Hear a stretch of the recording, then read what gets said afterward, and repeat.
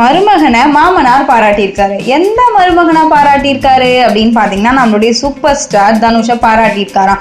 அதாவது பாரதி ராஜா இயக்கத்துல கொடி பறக்குது அப்படின்னு சொல்லிட்டு ரஜினி ஒரு படம் நடிச்சிருப்பாரு. அதை தொடர்ந்து அதை அப்படியே ஃபில் பண்ற வகையில அவருடைய மாப்பிள்ள தனுஷ் பாத்தீங்கன்னா கொடி அப்படின்னு சொல்லிட்டு ஒரு படம் நடிச்சிருந்தார் இல்லையா.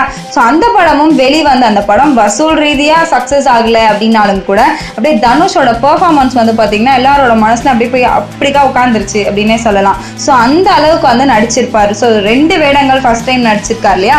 அதுக்காகவே இந்த படத்துக்கான எதிர்பார்ப்புகள் ஃபர்ஸ்ட்ல இருந்தே இருந்துட்டு வந்தது. இந்த நிலையில தனுஷ் நடிச்ச படங்களை அப்படியே முழுசா கவனிச்சுட்டே வர நம்மளுடைய மாமனார் ரஜினிகாந்த் இருக்காருல்ல, அவர் என்ன பண்ணியிருக்காரு அப்படின்னு பார்த்தீங்கன்னா, ஒரு நாள் போயிட்டு தனுஷ் அதாவது மருமகனை சந்திச்சிருக்காரு. சந்திச்சுட்டு அவரோட பெர்ஃபார்மன்ஸை பற்றி அதாவது கொடியில் எப்படி நடிச்சிருக்கீங்க அப்படின்னு சொல்லிட்டு ரொம்ப பாராட்டியிருக்காராம். அது மட்டும் இல்லாமல் இனிமேட்டு நீங்கள் சாதாரணமாக இல்லாமல் இந்த மாதிரி கெட்டப் அதாவது வெயிட்டான கேரக்டரில் நடிங்க அப்படின்னு சொல்லியிருக்காராம். அது மட்டும் இல்லைங்க, இப்போ நடிச்சிருக்காரு இல்லையா துரை செந்தில்குமார் இயக்கத்தில் கொடி. ஸோ அந்த மாதிரியே இன்னொரு படத்துலையும் நீங்கள் அவரோட இயக்கத்துலையும் நடிங்க அப்படின்னு சொல்லியிருக்காராம். ஸோ மாமனாருடைய பாராட்டும் ப்ளஸ் அவருடைய அதாவது அன்பான அட்வைஸும் கேட்டு நம்மளுடைய தனுஷ் அப்படி பூரிச்சு போய் உட்கார்ந்துருக்காராங்க.